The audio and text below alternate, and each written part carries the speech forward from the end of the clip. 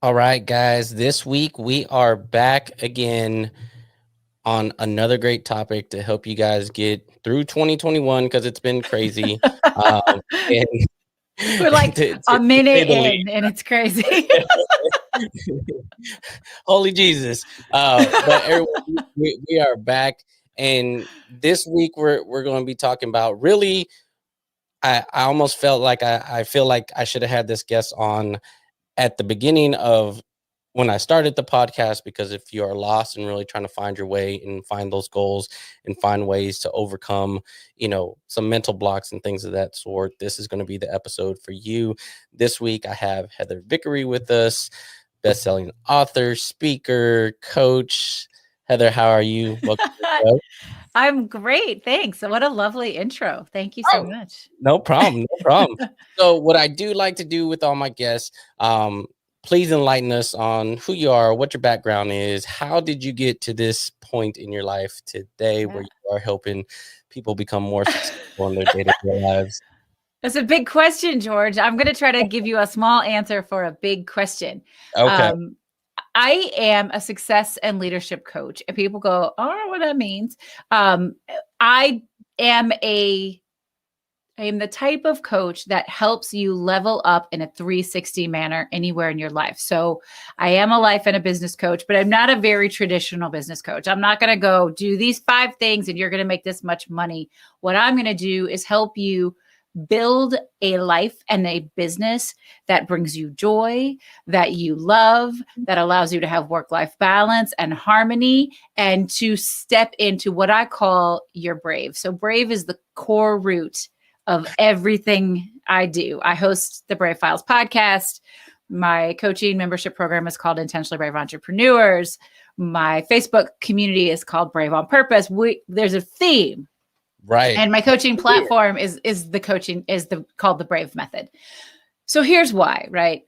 When we do things that feel brave to us on purpose and with intention, we make much bigger choices for ourselves. And those bigger choices pay off in way bigger ways. And it's contagious to everyone around us. So I'm not trying to suggest that anybody be fearless. In fact, can I use bad words on your podcast? Yeah, feel free. In fact, I call bullshit on fearless. I even do an entire thing that's called fuck fearless, because fearless is for sociopaths and 3-year-olds. What you want to do is be brave. We're afraid. Shit is scary, right? We Right. are afraid of all kinds of things. The question is, what are you going to do about it? Are you going to let it keep you down, or are you going to leverage that fear? You're going to learn from it and build big, bold, brave things for yourself. So that's about as short as I can manage to get. What brought me to it is I've been an entrepreneur forever. I joke that I did have like regular jobs out of college. And I very quickly learned that while I worked really well with people, I don't work very well for people. There you go. And I was like, I don't have to, and I'm not going to. So I created a luxury event and wedding planning firm here in Chicago. And that's probably not the jam for most of your listeners. Don't worry, I'm not there anymore. But it was great. I built this incredible business that had a whole team of people. And about 8 years ago, I just realized that that's not where my heart was. Coaching found me. I didn't find it. And I was in the middle of a huge personal life transformation. When I tell you, leverage your fear into intentional bravery, I have done these things. I do them every day. I don't just talk about it. We do them. And I just kind of closed my eyes and took a big, giant leap into the coaching field. And now I get to help people actually love their lives and businesses, and that's pretty badass. No, that sounds amazing. And and that was one of the reasons why when I saw your profile come across, I was like, I have to get her on the show. I just have to get her on the show because Thank you. this is just going to be amazing and a great conversation. And so, and it's funny because a lot of people, it happens to a lot of people, especially a few of the coaches that I've had on, but they go the more traditional route, right? Had this great corporate job, and then they worked me like a dog, and out Yeah. and I found this in ways to be productive and ways to be successful and things of that sort. And and yeah, so getting right into it. So you've hit on kind of that main core that I want to talk about in regards to the folks that you deal with on a regular basis, and a lot of this is going to resonate with a lot of people. But what are you seeing as some of the common themes on why people get stuck Mm. when they're trying to achieve their goals? And I think fear is probably one of the things that you draw out of people. Um, and or at least have them talk about it. But what are some of those things that you see along within your program to help someone be brave and go down that route? Yeah. So there's a lot of it, and a lot of it is underlying society. There's some specific things that show up for folks all over the gender spectrum, but for women in particular, I don't know how many women that you have listening, but women, no matter how successful they are, somehow in the back of their minds they feel like, but they're supposed to be most important, a wife or a mom or whatever, like everything else, or they have to do it all at the same level. And no one really realizes how flippin' hard that is. But also the same for men, I think, is this idea of you're supposed to always be strong and you're supposed to never be scared, and you're not supposed to ask for help, but like, that old joke, like asking for directions, right? Right. So there's things show up for everybody. I would say that most of them are rooted in what I affectionately call our limiting voices, the voice in your head that you hear when you don't do the thing that would make a difference. It. If you want to lose weight and eating that piece of cake is not going to help you do it, or getting on the elliptical is going to do it, and you choose not to do that, that voice is fucking with you, right? And they don't own you. You can tell that voice to shut up and sit down, but you have to know it first. So we work with awareness. Where are you hurting the most? And I like that term, what hurts? Because I have discovered, I'm 46 years old. I've been in the workforce for almost 25 years. I have discovered that people only ever make real change when they can no longer tolerate what hurts. We let things hurt us for a really long time. When you've hit that wall and you are ready. And it's one of the reasons that I tend to not have people sign up for my program who are new into the workforce, because they haven't hit that wall yet. Right. They think they can do it all still, Yeah. So we figure out what hurts so bad that you are no longer willing to accept it. I do a lot of work around obviously facing your fears, but doing it in a way that is empowering. And so building boundaries, putting systems together for reassessment and reframing, understanding, and it sounds so trite, but that failure doesn't exist, but failure doesn't exist. You get to decide. So I'm certified in positive psychology. I am certified in inspired leadership, and how we phrase things has a tremendous impact on how we process things and how we move through them. So instead of saying, oh, I totally messed that up, or, oh, I failed, and you get down, instead of doing that, if you go, how fascinating, what am I going to learn from this? You're going to come out of it a totally different person. That sounds ridiculous, but I dare you all to try it. I absolutely, next time you make a mistake, catch yourself and go, how fascinating, and like throw your hands in the air and go, what am I learning from this? And see how it changes. So that's just kind of how we get started with people and reframing what their thought process is like. Our brains can't hold negative and positive thoughts at the same time. It's not neurologically possible.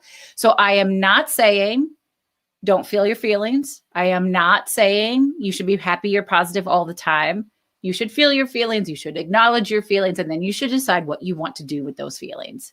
And that's how we positively move through things to create real change. Now, and I like the way you phrase that, especially when that as we talk about that little voice in the back of our heads, that she's an asshole. I'm right? just saying. My dude's crazy himself sometimes. I'm just like, man, shut up back there. But a lot of people too, also, they tend not to, they almost tend not to realize that it's there. It's one of those things that, I've had someone on in the past when we talk about talking bad about ourselves, or just those negative thoughts. But at some point, we run into the fact that we don't even notice that we're doing some of That's this right. stuff that negatively impacts ourselves. How do you help folks identify when you're just like, hey man, you don't see this? Like, do you not see it to yourself? Yeah. How do you Our help people do that?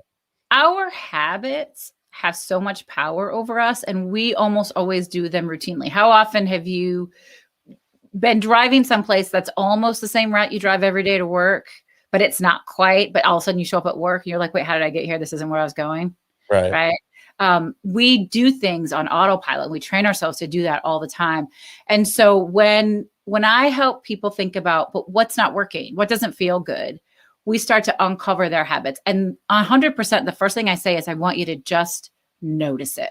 I want you to keep a list on your phone or a notebook with you. And every time you think this thought or you make this decision or whatever it is that you want to change, I want you to see how often you do it. And it's miraculous to me to see how often things change just by the fact that we know what our habits are and what our behaviors are. So by the time they come back to me a week or 2 weeks later, they go, oh my God, I did that 27 times on the first day. I couldn't believe it, but I only did it 20 times the second day, right? We start to create new habits right away. And then we get to a point where we need some tools and resources to fully change it. But awareness is the very, very first thing to changing anything that you want to change. No, that's and how do you, and what do you tell people? Hey, this is how you step back and actually notice it.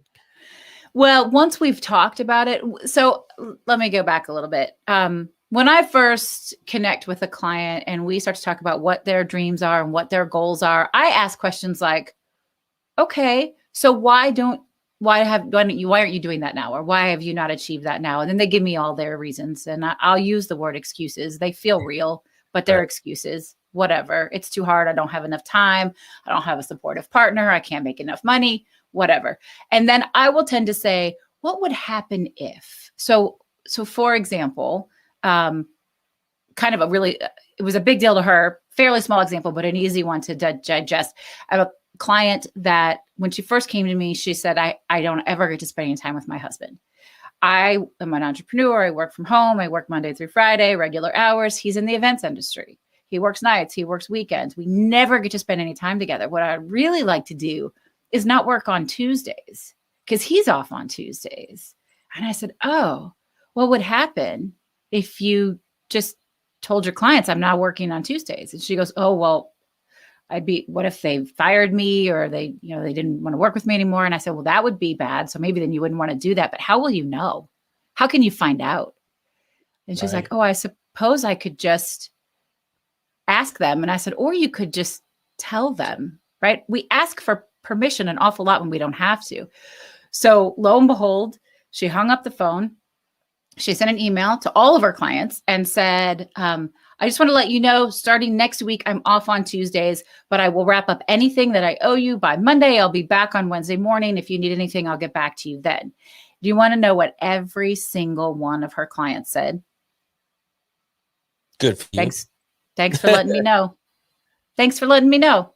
That's it, right? People just want to know what to expect. These are boundaries. So when we identify what we want that would make our lives work better, make our businesses work better, make us happier, make us more money, when we identify all of those things, then we just have to try different approaches and different boundaries and different levels of communication. But people cannot give you what you want if they do not know what it is.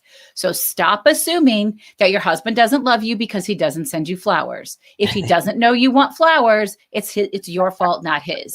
I'm just saying, right? Like, and I don't mean to assume that a woman has a husband. I have a female partner. So I'm just saying, don't make assumptions, right? Like, don't do it. No, Tell people what you want, ask them, and give them the chance to show up for you. Whether it's a team member at work or a client or a friend or a loved one, when we set clear boundaries and then communicate those clear boundaries, we give the people in our lives the opportunity to show up for us in the way we need them to. now I love that. And as we talk boundaries, what typically do you see stops a person from actually setting boundaries? It's fear. I don't mean to go back. They're afraid of, I'm going to sound pushy or bossy, or women are afraid they're going to sound bitchy or naggy, or they're not going to like me anymore, or somebody's going to be upset by it. It's fear of some sort of retribution for having set the boundary. Now, to be fair, in some situations, that might be the case. My question to you is it worth having someone in your life that is going to be upset with you for setting a clear boundary? Because the boundaries have to be about you.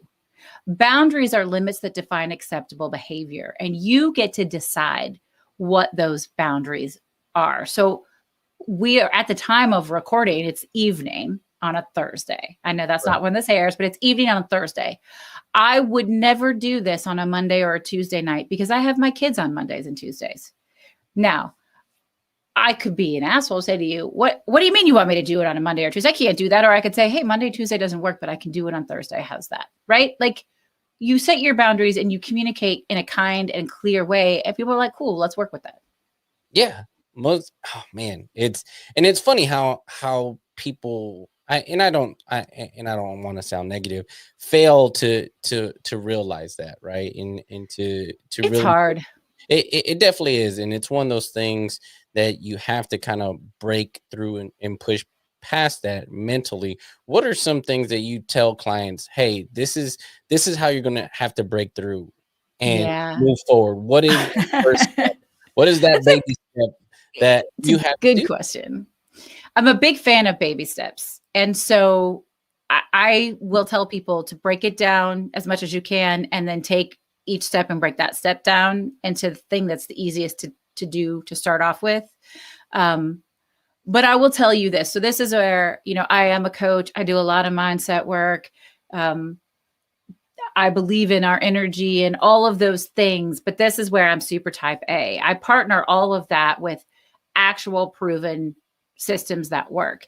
The only way we're ever going to consistently change our behaviors and our patterns is with evidence that we can, and that it's going to be okay once we do. So if we're talking about setting a boundary, we talk about how do we do this, or how do I ask for what I want? How about that? I'm going to say to my boss that I would really like to work from home half day on Fridays, right? Okay. We're going to ask that kindly and gently. If that goes well, then maybe next time you'll say, could I have all of Friday to work from home? You start to ease into things a little bit. Once we've got evidence and proof that we can do these things that feel hard and impossible, then we can do them more and more rapidly and in much bigger ways. We just need proof. So I tell my clients when they walk in the door, you don't have to believe me all the time. You don't have to know that what I'm suggesting is going to work. First of all, I never tell anybody what to do. I say, how would you feel about this? Would you like to try this? Are you willing to commit to this? I really believe in making commitments and not goals, because commitments are things we're going to follow through on. Right. And then try it. We're playing a game. We're trying different things on. And you come back the next week and I'll say, how did that go? And you'll say, it was a hot mess. Okay, well, part of it was a hot mess. Well, let's change that. I work with a ton of people. Oh, if more people would just do this on block scheduling. Because we spend our days, you're squirreling everywhere, and this dings and that dings, and this person comes in and wants something, and then the phone rings. And if you block schedule and turn your freaking notifications off for 1 hour, you can get done 6 hours worth of work. We all know this is true, and yet somehow we don't do it. So I'll say, well, how about if you just try it for 1 day? Let's see how 1 day works. And if that 1 day serves you, then you can decide to do it for the next day, right? So I never want anybody to try these things on for eternity. We're just playing. And then if we can prove that there's value, we keep doing it. Man. And I say this because everyone's going to be like, you know what? George is over there laughing because he continues to say this, right? And who's George? George is a guy who started a podcast to talk about this. But guys, like, you've heard me talk about this. Like, even if you're taking the big picture and you break it down into small size chunks and you start to set expectation, and you've heard, she just talked about kind of refining things, stopping, Did that work? Did that not work? Okay, this time I'm going to go left instead of right. And Right. we've talked about it where, these things are set, and because it works on my day-to-day job working on a project. Those are some things Everything. that we have to do as I manage multi-million dollar construction projects. I have to stop and evaluate and say, hey, what did not work? That can work in your own life. Just because I'm a Oh, yeah. certified project manager doesn't give me some aura or anything else to make it that I'm any better than anybody else out there. But if you apply these things, and just like anyone else, whether it's Jeff Bezos or Elon Musk, they have these systems in place on how they achieve these things, and it can be done you know, in baby steps. These guys didn't grow, overnight to be as successful as they are. They put these systems in place. And I know people don't like to hear systems because it's like, oh, I work all day, I deal with this stuff all day. I don't want life to be great. But I think you hit the nail on the head, because I say this and people laugh. I say, sometimes life is a game, and Always. you go through it, and people are like, oh, you're just you don't take life serious. Not that I don't take it serious, but you have to play it as a game, and different levels of your life. And strategize. I'm in my mid 30s. Okay, I'm at a new level in my life. Like, things are Mhm. different than 10 years ago when I Mhm. was in my 20s and in college and Oh, everything. yeah. So, it can be a game, and failure does happen. And I love that. What do I learn from this? What do I learn Absolutely. from fail? Yeah. And that's why all of this stuff works for your personal life and your professional life. And that's why I say success coach, right? Because we're just trying to get you to the level of success that you want. And let me be really clear that you are the only one that can define what success means to you. Do not compare your level of success to anybody else's, because they aren't you. They don't live your life. They don't have your job. They don't have your family. Everybody is different. You have to decide for yourself. And what I love about, so my coaching method is the BRAVE method. Well, BRAVE is an acronym. It stands for boundaries, reassessment, reframing, resilience, action and accountability, vulnerability, and expand and empower. Right. And so actually I teach a workshop that's coming up on March 16th. It's a totally free, incredible 9-day workshop where I break down every element of the BRAVE method, and we get to put that into play with all the people who attend. Any of you are welcome. We'll make sure that George has the link. But the 3 R's, which is reassessment, reframing, and resilience, even though it's second, but that's because I needed to make the word brave work. Those are the most important things. If you are not stopping and looking at what's happening, if you are not aware of what's happening, you can't catch anything, you can't change it, and you may very easily be plowing towards something that isn't even close to what you want in your life or in your business. So make sure you know, and you get to change your mind, right? Oh, I thought I was working towards this, but I don't really want that anymore. So I'm going to pivot and I'm going to do this instead. But if you're not paying attention, you don't know. If people are afraid of money, I have a client just the other day. She's like, oh, I signed on with you and I had said I wanted to make X amount of money per month, and you thought that was going to really work. And I don't know that I am. And I said, well, okay, how can we find out? Well, I got to look at the finances, and I don't really want to look at the finances because I don't want to be disappointed. Nobody want money Right. is a pain in the ass, right? And I said, well, come on, let's do it anyway, Liz. Guess what? She had reached her financial goal 3 months before that. Oh, But geez. because she had been too afraid to look, she didn't know it. I have another client who is pretty good at looking, and she was assessing, this was last month, she was assessing how close am I to this month's target. She realized she was $1,000 off. She goes, oh, well, I can have this conversation or make this phone call, make this sale, and I've reached that goal, right? But we don't know what to stretch for if we're not paying attention. Right. Most definitely. You have to take those times to reassess everything. And if you're not, then you're not going to know what tweaks you need to make. Or, hey, like your one client, well, yeah, I do need to change my goal. I need to make it higher because I've already Exactly. passed that. Right? Like you're shortchanging yourself. When you're not reassessing, you're totally shortchanging yourself. Now, that goes into the next topic I want to bring up that I know you love to talk to clients about, and that's trusting yourself. Yeah. What why do people not trust themselves? Well, I don't have the right answer to that, but what I can tell you is that my experience has been people don't trust themselves enough because society has regularly told them that they shouldn't. I could agree And with it's a really hard voice to quiet. Going all the way back to don't climb up the slide. You're supposed to slide down the slide. You're doing the slide wrong. Oh, I got to be more careful. I got to do it like this. If I don't do it like this, it's wrong, right? We do this to our children. Yep. When we constantly correct how they do anything. Who fucking cares how you go up the slide? It's really good for your dexterity to be able to climb up the slide, right? So it's repeatedly do it like this. Do your math problem just like this, right?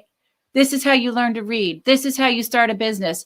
And if you can't do it exactly right, then you believe that you don't have what it takes to do it at all, or that Right. you're broken. And so we don't trust ourselves. And what I have one rule with my clients. And the one rule is there are no rules. It doesn't matter how anybody else has done it.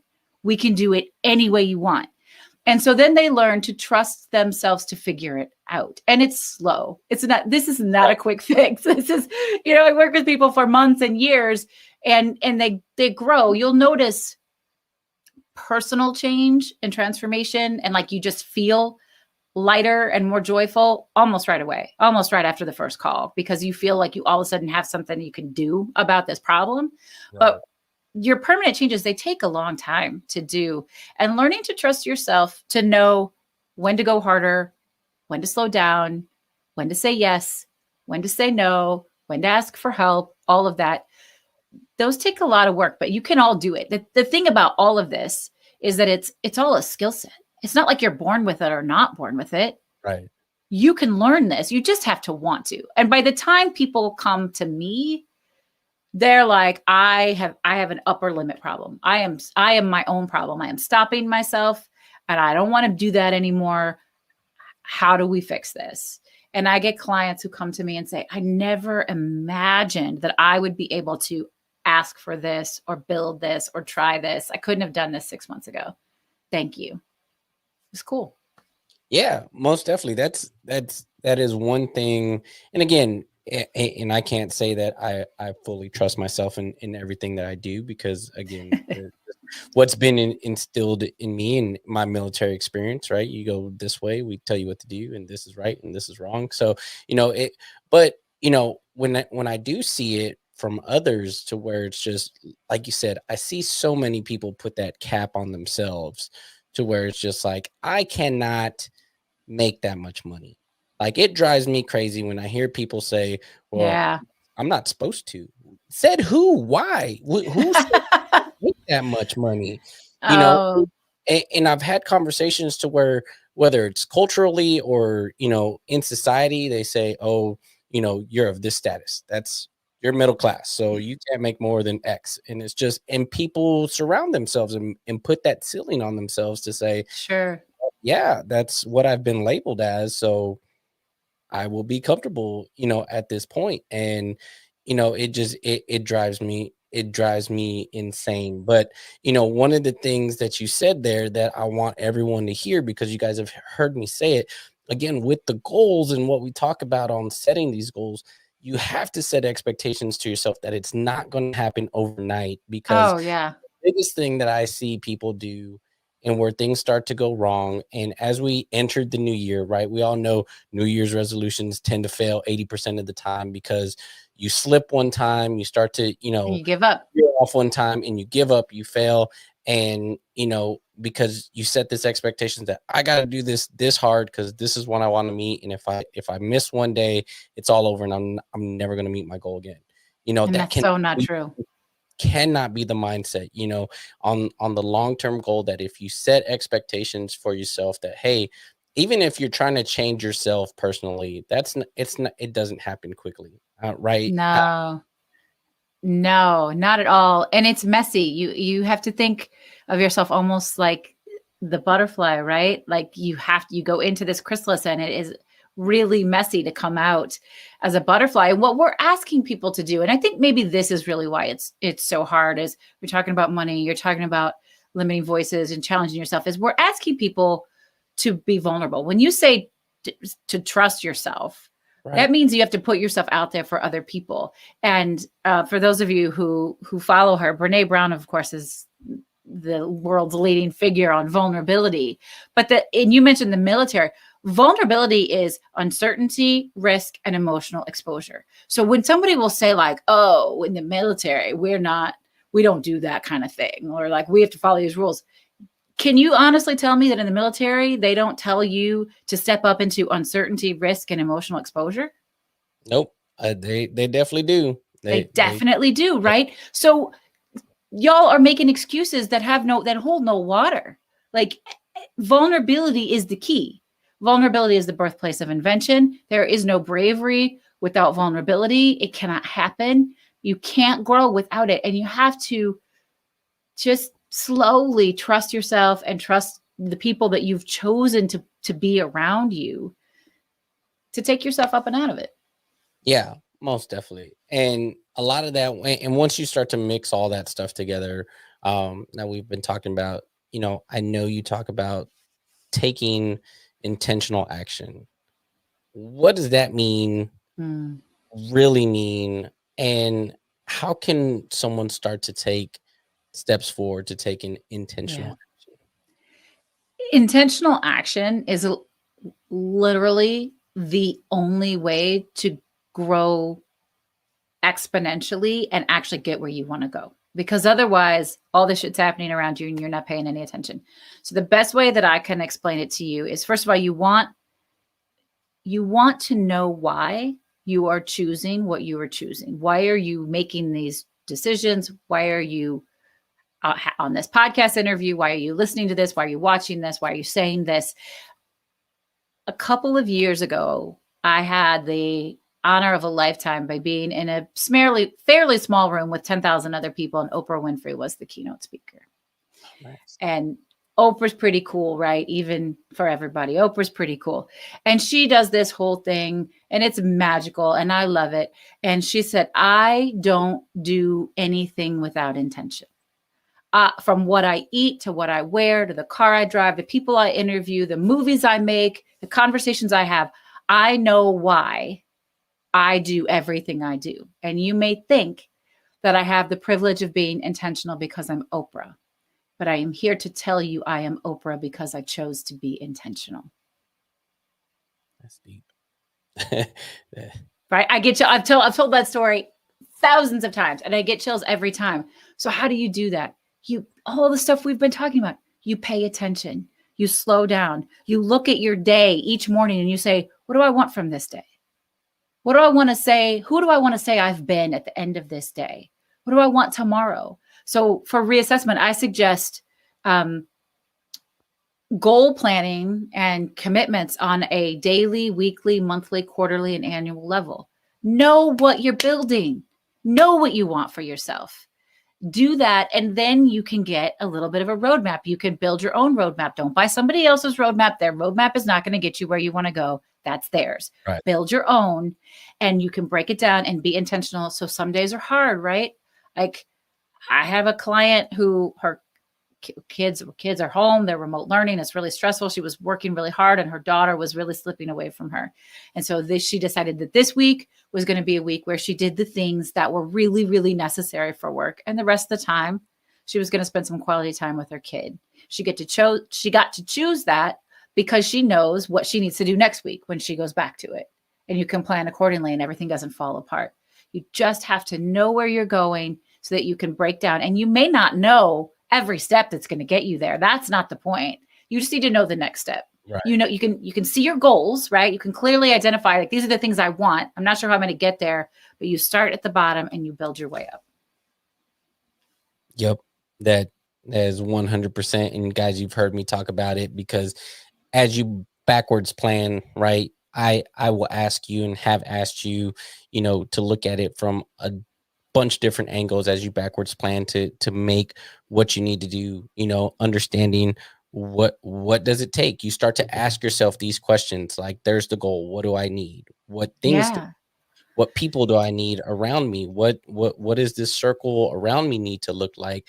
Budgetary wise, how much money is this going to cost me? Like, you start to backwards plan that, guys. It's not, again, we're not saying that it's rocket science, but as you start to piece these things together, Yeah. there's nothing you can't do if you start with the 100%. plan.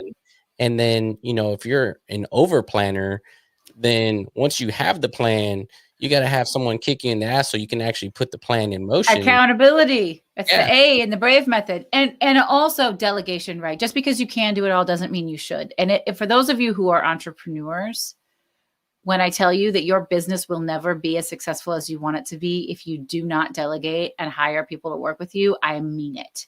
It's not possible to grow, to really, really grow, if you are the only one in your business. Solopreneurs, you will always just be skating by. Think of it like driving across the country. If you're one tank of gas, if you think, well, I'm going to fill myself up and I'm going to go driving across the country and I'll just get more gas when I get there, does not work. You run out of gas. You've got to have help. And one of the things that is so important is there's no right or wrong way to do it. You just said that, George. There are so many ways to do it. And you want to be creative problem solvers, and you want to sit in the problem and think of it. One of my favorite examples, my daughters attend a progressive education school, which is the project-based learning system. It's really cool. And a couple of years ago, one of my daughters was in 3rd grade, and they do a math problem of the day, right? So there's 12 kids in the class, and they've all got these little dry erase boards in front of them, and they have to each come up with a math problem, and the answer is the day of the month that it is, right? 12 kids, they work by themselves for 20 minutes, and then they have to stand up and present their math problem.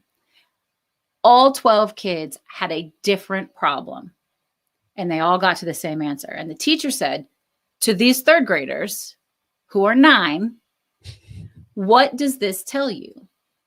And the 3rd grader said, well, that there are lots of ways to solve a problem. Yes. There are lots of ways to solve a problem. Don't think it has to be just one way. It doesn't. There are no rules. Yep. And again, this is why I bring different people onto the show, because Heather's way is completely different from a guest that we had 3 or 4 weeks ago, and again, that person may fit you, or Heather's method may fit you. Again, you have to find what resonates with you as you move forward in these goals. And again, I'm just trying to be almost the flashlight that shines the light on it to show you guys that there are different ways to achieve what you really want to achieve at the end of the day. And it's really up to you to want to do that. And, one other thing I did want to talk about, because we've talked about on the business side too, and it just kind of popped into my head as 2020 was what it was and continues to linger into 2021. One thing that you said at the beginning of the show in helping businesses and helping folks find that work-life balance. And based on what situations are now, what is some advice you have for folks to move forward and balance their lives on what it is we're going through right now? Having kids at home, work is now home, kids, school and work are all at the same time. And your internet's going out because everybody's online. And now family time isn't family time because we're all here all together and we get cabin fever. How are you helping people, or at least suggesting to people with that work-life balance, on what work-life balance is right now? Yeah.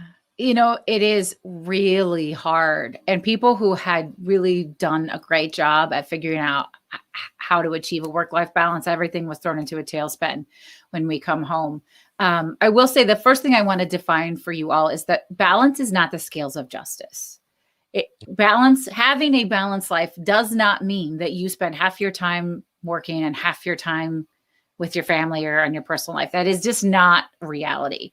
It moves, right? Sometimes you're going to do one thing more than the other, and that has to be okay. It has to be fluid. How you know you're balanced is when you check in with yourself, because remember, reassessment is really important. When you check in with yourself at the end of the day, the week, the month, the year, do you feel good? Do you feel like you spent your time and energy in ways that got you what you wanted? That's how you know you're balanced. That's why we don't want to run and hide from that on a daily basis. We want to go, oh, wow, this is not good. I'm not balanced today. What's off? What can I change for tomorrow?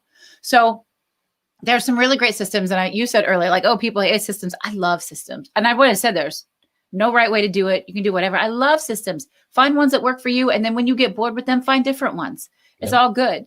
But try to, if you're working from home, I really encourage people to try to still have a schedule. Make sure that your computer is not in your bedroom, if at all possible. I know that's hard for some people, but if it is in your bedroom, put up a screen or a curtain or something. Have a separate space from where you're working to where you're living. And I have one client, and I just thought this was so brilliant, who was like, I need a commute. I need a commute because it mentally sets me up. I'm okay. Now I'm in work mode. And then now I'm in home mode. So you know what she did? She got up and walked around the block. When it was time to go to work, she got up, she got ready for work. She left her house. She walked around the block, and then she came in and sat down at her computer. And then at the end of the day, she closed her computer and she closed it for the day at the reasonable time she had decided would be the reasonable time for her. And then she walked around the building or walked around the block and came back. So set yourself up for whatever it is that's going to trip your trigger. I have another client I was talking to earlier today. His little one, he's got a 3-year-old, just all day. Oh, I want daddy, I want daddy, I want daddy. And he's kind of bothering him. And I said, what would happen if, I love that question. What would happen if you set aside 2 15-minute stretches in your day and you scheduled it and you planned for it and you said to your son, this is our time and we can do whatever you want. We can color or play a game. We can throw a ball around. We can watch a show together. But this is I'm going to set this time aside just for you. What would happen? And he's like, oh, that's interesting. Let's try it. Well, you know what happened? His son did not bother him all day long because he knew that he was going to get his time and that he was important. All the kids want is to be valued. They want to know that you care, that they're there. So find a way. That's all your partner wants. That's all your boss wants. That's all your coworkers want. Find a way to set your day up and then communicate how you're doing things. I love block scheduling. We talked about that earlier, but block scheduling has to be accompanied by, hey, George, just so you know, I'm turning all of my notifications off for the next 2 hours because I'm focusing on this project. So if you need something, I'll check it. I'll get back to you in 2 hours. Right. But you got to tell people what you're doing. Right. Otherwise, you're just going to piss everybody off. So those are some really good tips, I think, for making working remote a little bit easier. It do not work all the time. Just because your computer is there with you all the time does not mean you were supposed to work all the time. You get to have a personal life. You get to shut it down. Don't do it. I love it. I love it. And, and we're all adjusting, right? I'm, being here in Texas, life for me is a little bit different because I do get to go out there. But my wife, she's in it. We have a 2-year-old here at the house. So she feels the pain. And, but it's something that, again, she has to do. And that's conversations that we have of just like, hey, leave the laptop downstairs because work will be there still in 8 hours, and nothing, and you'll be okay. I promise. Unless you're a brain surgeon, you're probably not saving anybody's lives, right? If nobody's going to die, if you actually have an evening at home with your family and then get back to it at 8 the next morning, then just set boundaries. Just declare what you need. Although I have to tell you a really funny story. I have a guy who's in my Intentionally Brave Entrepreneurs program, which is my year-long coaching membership program. And when COVID first hit in March, and he's in a cohort with all women and they're all moms. So he's a trooper. I will say that off the bat. And he's like, oh my gosh, though, you guys, it's amazing. We have so much more. He's an entrepreneur. We have so much more free time. We can do all these things and we can change this and we can catch up on this. And they all went like this. What?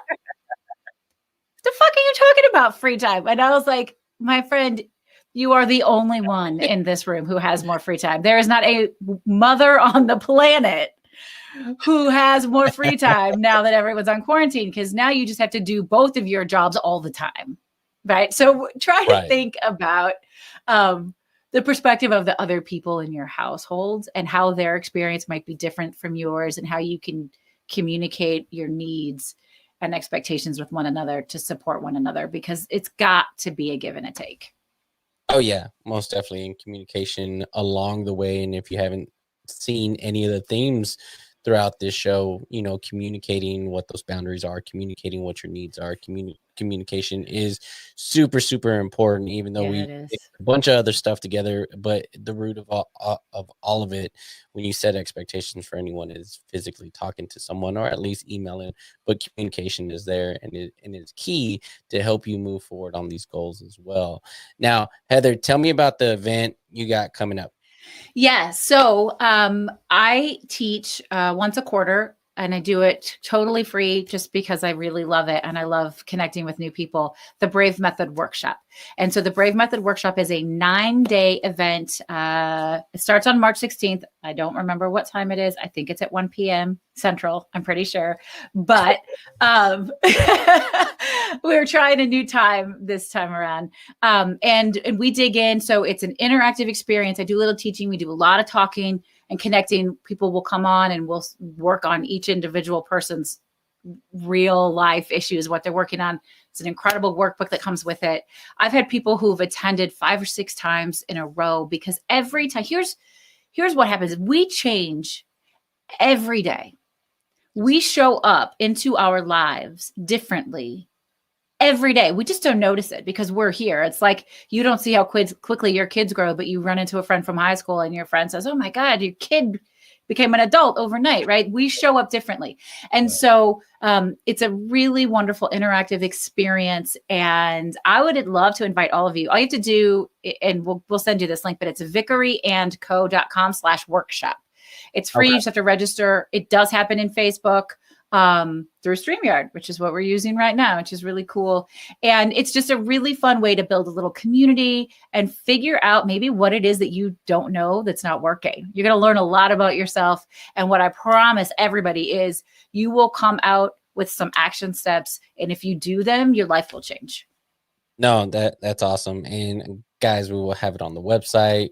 We'll have it everywhere. And so you can get that link and you can go check that out. Because again, if you've ever thought about, or if you've ever had doubts of, doing coaching, or it's not for me, that's for, the people in the burbs, whatever the case,